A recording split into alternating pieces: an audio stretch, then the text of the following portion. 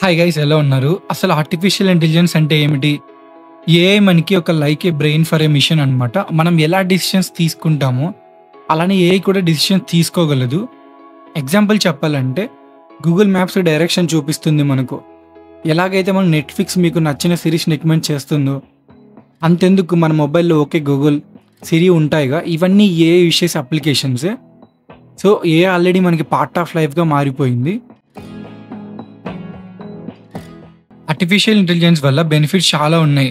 Like ఫార్మర్స్కి weather predictions and crop suggestions ఇవ్వడం, స్కూల్లో పర్సనలైజ్డ్ లెర్నింగ్కి హెల్ప్ చేయడం, ఫ్యాక్టరీస్లో ఆటోమేషన్కి, అలాగే మన మొబైల్స్లో వాయిస్ అసిస్టెంట్స్, ట్రాన్స్లేషన్స్, కస్టమర్ సర్వీసింగ్కి హెల్ప్ చేస్తుంది.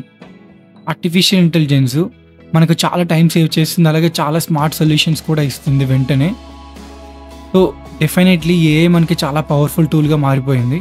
సో కానీ ఎవ్రీ పవర్ఫుల్ టూల్కి ఒక డౌన్ సైడ్ ఉంటుంది కదా. ఇప్పుడు వాటి గురించి మనం తెలుసుకుందాం. ఏఐని బిల్డ్ చేయడం చీప్ అయితే కాదు, చాలా high configuration GPUs, data storage ఉన్న కంప్యూటర్స్ కావాలి.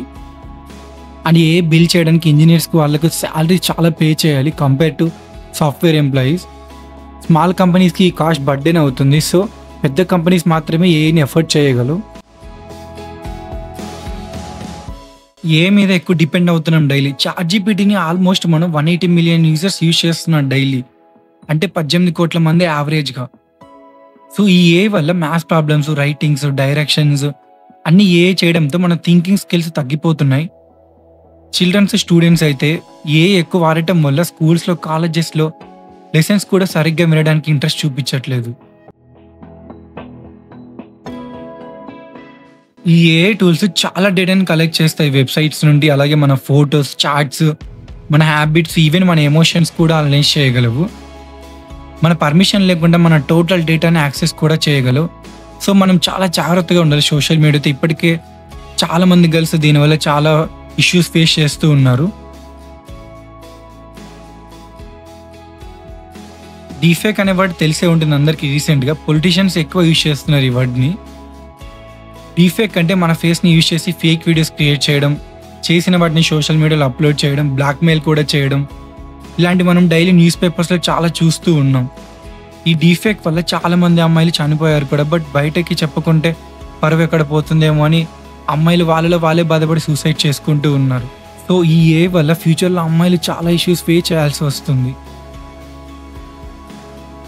మనం ఏఐ వల్ల చాలామంది జాబ్స్ పోయేలా ఉన్నాయి. ఆటోమేషన్ వల్ల చాలా జాబ్స్ స్లోలీ రిప్లేస్ అవుతూ ఉన్నాయి. లైక్ ఫ్యాక్టరీలో వర్కర్స్ కానీ, వెహికల్ డ్రైవర్స్ కానీ, ఈవెన్ జావా, పైథాన్ కోడర్స్ కూడా. కానీ మనం ఎక్కువ భయపడాల్సిన అవసరం అయితే లేదు. మోస్ట్లీ చాలా హై రెప్యుటేషన్ ఉన్న కంపెనీస్ మాత్రమే ఆర్టిఫిషియల్ ఇంటెలిజెన్స్ని అఫోర్డ్ చేయగలవు. చిన్న కంపెనీస్, అలాగే స్టార్టప్స్లో ఎలాంటి చేంజెస్ మనం చూడము. సో మనం అయితే అప్ స్కిల్స్ అవ్వడం స్టార్ట్ చేయాలి ఏఐ ద్వారా, లేదంటే మనం చాలా రిస్క్లో ఉన్నట్టే.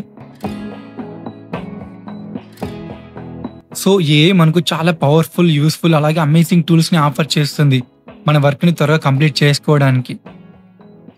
కానీ మనం రెస్పాన్సిబుల్గా యూజ్ చేయాలి. డీఫేక్ లాంటి వాటికి పర్మనెంట్ సొల్యూషన్ కనుక్కోవాలి.